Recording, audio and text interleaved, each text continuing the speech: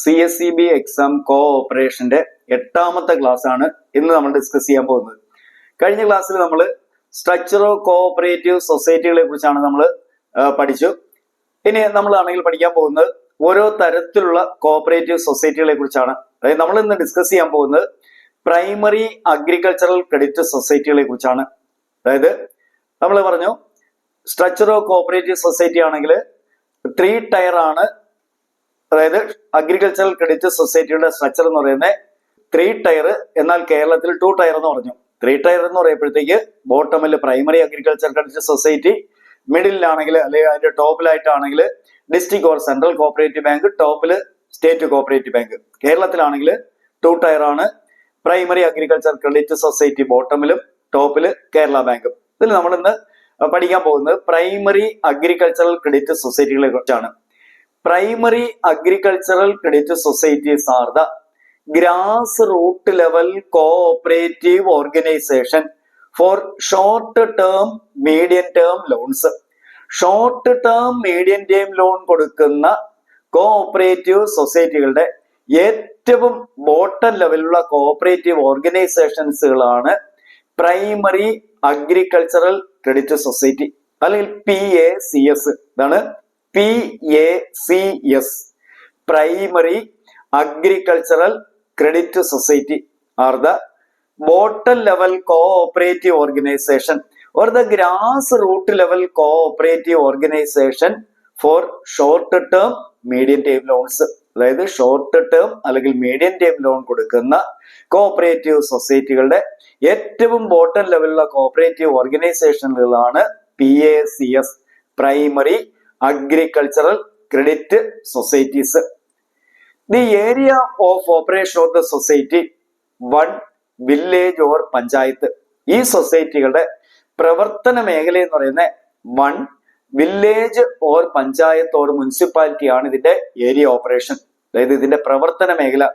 The area operation of primary agricultural credit society 1 village, panchayat or municipality. Members are generally agriculturist. പൊതുവില് കൃഷിക്കാരായിരിക്കും അല്ലെങ്കിൽ കൃഷി അനുബന്ധ മേഖലയിലുള്ള ആളുകളായിരിക്കും പൊതുവിൽ ഇതിലെ മെമ്പേഴ്സ് എന്ന് പറയപ്പെടുന്നത്. The PACS in Kerala are service cooperative banks, service cooperative societies, farmers service cooperative banks, rural credit societies, etc. ഈ PACS തന്നെ പലതരത്തിലുള്ളതുണ്ട്. അതായത് സർവീസ് കോഓപ്പറേറ്റീവ് ബാങ്കുകളുണ്ട്, സർവീസ് കോഓപ്പറേറ്റീവ് സൊസൈറ്റികളുണ്ട്, ഫാർമേഴ്സ് സർവീസ് കോഓപ്പറേറ്റീവ് ബാങ്കുകൾ, റൂറൽ ക്രെഡിറ്റ് സൊസൈറ്റി, ഇങ്ങനെ പലതരത്തിലുള്ള പ്രൈമറി സൊസൈറ്റികളാണ്. The PACS are service cooperative banks, service cooperative societies, farmers service cooperative banks, rural credit societies, et cetera. The farmers service cooperative banks are formed on the recommendation of national commission on agriculture. ഇതാണ് national commission on അഗ്രികൾച്ചറിന്റെ റെക്കമെൻഡേഷന്റെ അടിസ്ഥാനത്തിൽ രൂപീകരിച്ചതാണ് farmers service cooperative banks. 1 village 1 society recommended by Malcolm Darling committee. ഇതാണ് 1 village 1 society recommended by Malcolm Darling committee. Malcolm Darling കമ്മിറ്റിയാണ് പറഞ്ഞിരിക്കുന്നത് 1 village 1 society. 1 village 1 society recommended Malcolm Darling Committee. Farmers Service Cooperative Banks are formed on the recommendation of National Commission on Agriculture. ഈ primary സൊസൈറ്റികളുടെ എല്ലാം area operation എന്ന് പറയുന്നത് village അല്ലെങ്കിൽ പഞ്ചായത്ത് ആണ് area operation. Members are generally agriculturist. The supreme authority എന്ന് പറയുന്നത് general body തന്നെയാണ്. എല്ലാ ബാങ്കുകളെയും പോലെ ഈ ബാങ്കുകളുടെയും സുപ്രീം അതോറിറ്റി, അതായത് ഏതൊരു സഹകരണ സ്ഥാപനമാണെങ്കിലും അതിന്റെ സുപ്രീം അതോറിറ്റി ജനറൽ ബോഡിയാണ്, അതായത് മെമ്പേഴ്സ് ആണ്. ഇവിടെയാണെങ്കിൽ primary agricultural credit societies supreme authority general body, that is the members. പ്രധാനമായിട്ടും 3 തരത്തിലുള്ള മെമ്പേഴ്സ് ആണ് ഉള്ളത്. A class members, B class members, C class members. ഇത് സുപ്രീം അതോറിറ്റി, ജനറൽ ബോഡി. 3 തരത്തിലുള്ള മെമ്പേഴ്സ് ഉണ്ട്. A class members, B class members, C class members. A class members എന്ന് പറയുന്നത് persons residing in the area operation or occupying land in the area operation. ഇതാണ് A class members എന്ന് പറയുന്നത്. Individuals residing in the area operation or occupying land in the area operation.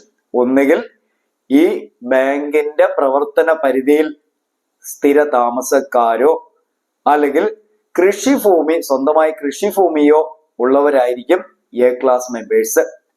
ഇനി B class members government and statutory bodies. ഇതാണ് B class members are government and statutory bodies. C class members എന്ന് പറയുന്നത് nominal or associate members. Primary സൊസൈറ്റികളിൽ 3 തരത്തിലുള്ള members ആണുള്ളത്. A class members എന്ന് പറയുന്നത് persons residing in the area of operation or occupying land in the area operation. B class members government or statutory bodies. And C class members nominal or associate members. The supreme authority, general body.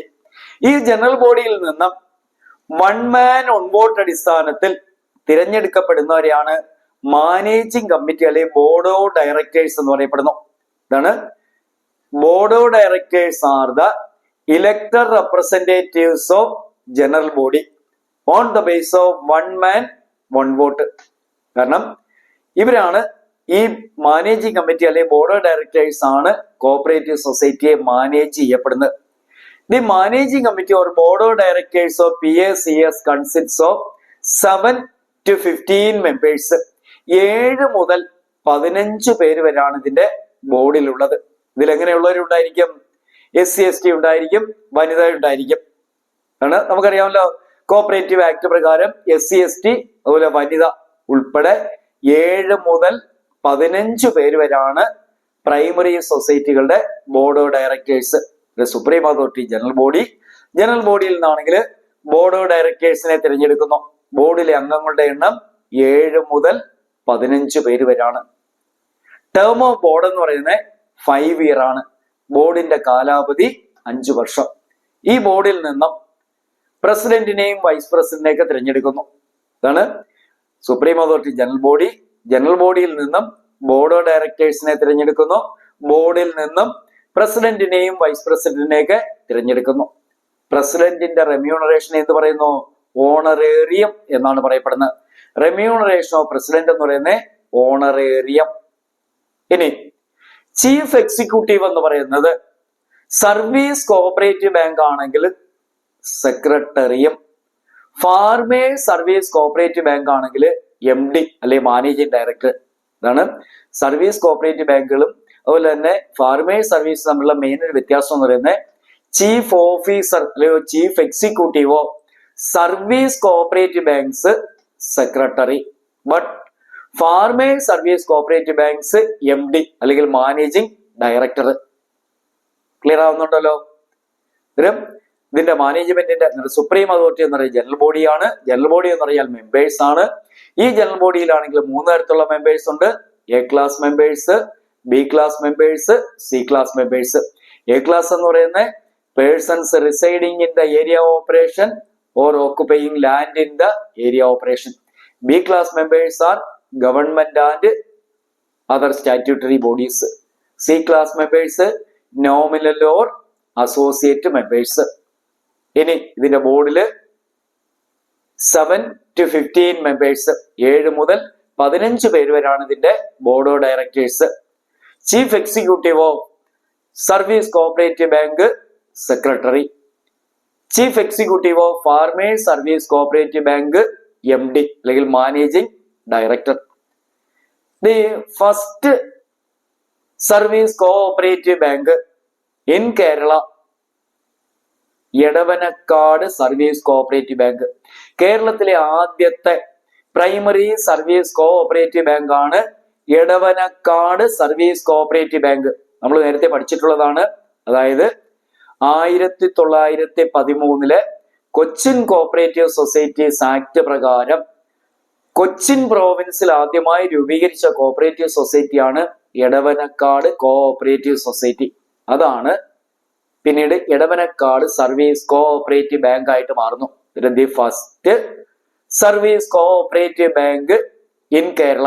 കേരളത്തിലെ first primary service cooperative bank ആണ് Edavanakkad service cooperative bank.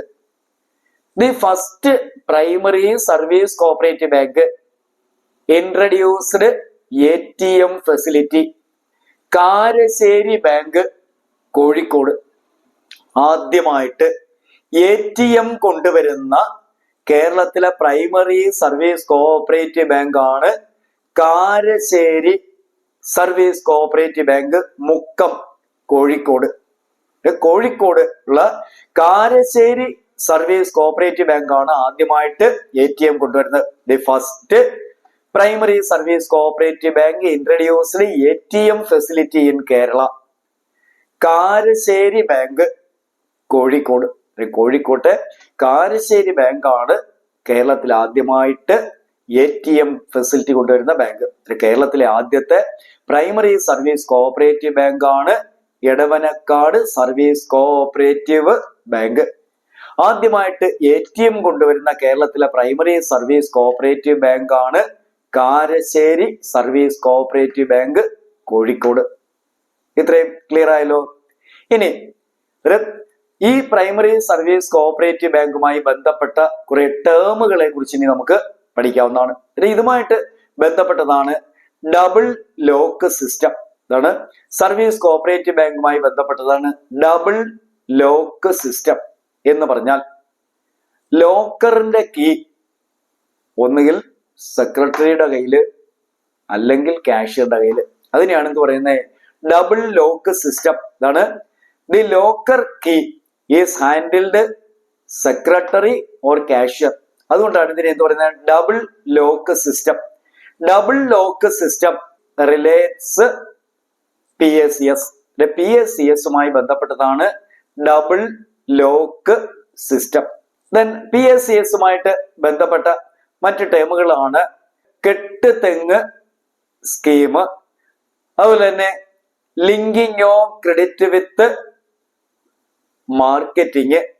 ഇതാണ് ഈ primary service cooperative ബാങ്കുകളുമായിട്ട് ബന്ധപ്പെട്ട ടേമുകളാണ് Kettuthengu scheme, double lock system, അതുപോലെ തന്നെ linking of credit with marketing.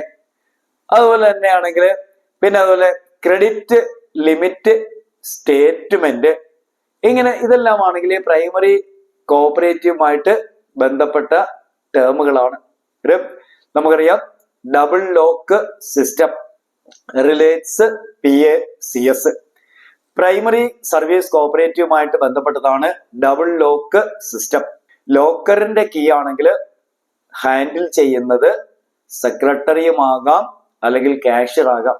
അതുകൊണ്ടാണ് ഇതിനെ ഡബിൾ ലോക്ക് സിസ്റ്റം എന്ന് പറയപ്പെടുന്നു. അതുപോലെ തന്നെ Kettuthengu scheme. Kettuthengu scheme is associated PACS. അതായത് കോഓപ്പറേറ്റീവ് സെക്ടർ ഇത്രയും ഡെവലപ്മെന്റ് ആകുന്നതിന് മുമ്പ് നിലനിന്നിരുന്ന ഒരു സ്കീമാണ്. പ്രത്യേകിച്ച് കൊല്ലം ജില്ലയിൽ നേരത്തെ ഉണ്ടായിരുന്ന ഒരു സ്കീമാണ് കെട്ടുതെങ്ങ് സ്കീം എന്ന് പറയപ്പെടുന്നത്. അതായത് കോഓപ്പറേറ്റീവ് സൊസൈറ്റിക്കാണെങ്കിൽ നമ്മൾ തെങ്ങ് വിട്ടുകൊടുക്കുന്നു, അവരാണെങ്കിൽ അതിന്റെ നാളികേരം അതിന്റെ തുക നമ്മുടെ അക്കൗണ്ടിലേക്ക് ട്രാൻസ്ഫർ ചെയ്യുന്നു. ഇങ്ങനെ നേരത്തെ ഉണ്ടായിരുന്ന കോഓപ്പറേറ്റീവ് സെക്ടർ ഇത്രയും ഡെവലപ്മെന്റ് ആകുന്നതിന് മുമ്പ് ഉണ്ടായിരുന്ന ഒരു സ്കീമാണ് കെട്ടുതെങ്ങ് സ്കീം. പ്രത്യേകിച്ച് കൊല്ലം ജില്ലയിൽ നേരത്തെ ഉണ്ടായിരുന്ന ഒരു സ്കീമാണ് കെട്ടുതെങ്ങ് സ്കീം എന്ന് പറയുന്നത്. ക്രോപ്പ് ലോൺ സിസ്റ്റം എന്ന് പറഞ്ഞാൽ അതായത് നമ്മൾ കൃഷി ചെയ്യുന്നതിന് വേണ്ടി പ്രൈമറി സൊസൈറ്റിയിൽ നമ്മൾ ലോൺ എടുക്കുകയാണ്. ഇവിടെ നമ്മൾ കൊടുക്കുന്ന സെക്യൂരിറ്റി എന്ന് പറയുന്നത് എന്താണോ നമ്മൾ കൃഷി ചെയ്യുന്നത് അതായിരിക്കും സെക്യൂരിറ്റി. അങ്ങനെ ഒരു സിസ്റ്റത്തിനെയാണ് ക്രോപ്പ് ലോൺ സിസ്റ്റം എന്ന് പറയപ്പെടുന്നു. ഇത് രണ്ട് രീതിയിൽ കൂടാണ് എ കമ്പോണന്റും ഉണ്ട്, ബി കമ്പോണന്റും ഉണ്ട്. A component of crop loan means loan is given in cash. B component of crop loan means loan is given in kind. അതായത് seeds, fertilisers, insecticides, agriculture tools and implements etcetera. രണ്ട് രീതി കൂടെ ഈ crop loan കൊടുക്കുന്നു. ഒന്ന് cash ആയിട്ട് കൊടുക്കുന്നു, മറ്റൊന്ന് കൈൻഡ് ആയിട്ട് കൊടുക്കുന്നു. അതായത് വിത്തുകളോ വളങ്ങളോ കീടനാശിനികളോ കാർഷിക ഉപകരണങ്ങളോ ആയിട്ട് ലോൺ കൊടുക്കുകയാണെങ്കിൽ അതിനെയാണ് എന്ത് പറയുന്നത്? ബി കമ്പോണന്റ് എന്ന് പറയുന്നു.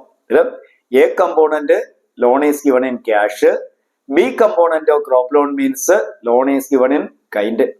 ഈ ക്രോപ്പ് ലോൺ സിസ്റ്റം റെക്കമെൻഡ് ചെയ്തിരിക്കുന്നത് ഗോർവാല കമ്മിറ്റിയാണ്, അല്ലെങ്കിൽ all India rural credit survey കമ്മിറ്റിയാണ്. അതുപോലെ ഈ ഗോർവാല കമ്മിറ്റി റെക്കമെൻഡ് ചെയ്തിരിക്കുന്ന മറ്റൊന്നാണ് linking of credit with marketing. അതായത് linking of credit with marketing എന്ന് പറഞ്ഞാൽ നമ്മൾ പ്രൈമറി സൊസൈറ്റിയിൽ നിന്ന് ലോൺ എടുക്കുന്നു, എന്നിട്ട് നമ്മൾ അവിടെ വേണമെങ്കിൽ സെക്യൂരിറ്റി എന്ന് പറയുന്നത് നമ്മൾ ഈ ക്രോപ്പാണ് സെക്യൂരിറ്റി. എന്നിട്ട് നമ്മൾ കൃഷി അതിന്റെ വിളവെടുത്ത് കഴിഞ്ഞാൽ ഈ ഉൽപ്പന്നം മാർക്കറ്റിംഗ് സൊസൈറ്റിയിലേക്ക് കൊടുക്കുന്നു. മാർക്കറ്റിംഗ് സൊസൈറ്റി നമ്മളുടെ പ്രൈമറി സൊസൈറ്റിയിൽ നിന്ന് എടുത്ത ലോണും അതിന്റെ പലിശയും കഴിഞ്ഞിട്ട് ബാക്കി പൈസ നമ്മുടെ അക്കൗണ്ടിലേക്ക് തരുന്നു. ഇങ്ങനെ ഒരു സിസ്റ്റത്തിനെയാണ് എന്ത് പറയുന്നത്? Linking of credit with marketing. ഇതും all India rural credit survey committee അല്ലെങ്കിൽ ഗോർവാല കമ്മിറ്റിയുടെ റെക്കമെൻഡേഷൻ ആണ്. ഇതിന്റെ പ്രൈമറി സൊസൈറ്റിയുമായിട്ട് ബന്ധപ്പെട്ടതാണ് കെട്ട് തെങ്ങ് സ്കീം, ഡബിൾ ലോക്ക് സിസ്റ്റം, അതുപോലെ തന്നെ crop loan system, linking of credit with marketing etcetera are relates primary agricultural credit societies. ഇനി ഈ പ്രൈമറി അഗ്രികൾച്ചറൽ ക്രെഡിറ്റ് സൊസൈറ്റിയുടെ പ്രോഫിറ്റ് ഡിസ്ട്രിബ്യൂഷനെ കുറിച്ചുകൂടെ നമുക്ക് നോക്കാം. ഇതാണ് പ്രോഫിറ്റ് ഡിസ്ട്രിബ്യൂഷൻ ഓഫ് PACS. കിട്ടുന്ന ലാഭത്തിൽ നിന്ന് not less than 15% of the net profit to reserve fund. 15% കുറയാതെയുള്ള ലാഭവിഹിതം എന്തിലേക്ക് കൊടുക്കുന്നു? റിസർവ് ഫണ്ടിലേക്ക് മാറ്റി വയ്ക്കുന്നു. ഇതാണ് not less than 15% of the net profit to reserve fund. 5% education fund, 5% professional education fund, 10% common good fund എന്ന് പറഞ്ഞാൽ ചാരിറ്റബിൾ പർപ്പസിന് വേണ്ടിയുള്ളതാണ് common good fund, 10% member relief fund, 7% agricultural credit stabilisation fund, not more than 25% of the net profit to dividend. 25% കൂടാതെയുള്ള ലാഭവിഹിതം മെമ്പേഴ്സിന് ലാഭവിഹിതമായിട്ട് അല്ലെങ്കിൽ dividend ആയിട്ട് കൊടുക്കുന്നു. Balance if any, ബാക്കി പൈസ ഉണ്ടെങ്കിൽ on the base of the bylaw of the society, സൊസൈറ്റിയുടെ bylaw പ്രകാരം ചിലവാക്കുന്നു. എന്താണ് പറഞ്ഞത്? ഇതിന്റെ ലാഭവിഹിതം ഡിസ്ട്രിബ്യൂട്ട് ചെയ്യുന്നത് net profit distribution of PACS not less than 15% of the net profit to reserve fund, 5% education fund, 5% professional education, 10% common good fund, 10% member relief fund, 7% agricultural credit stabilisation fund, not more than 25% of the net profit to dividend.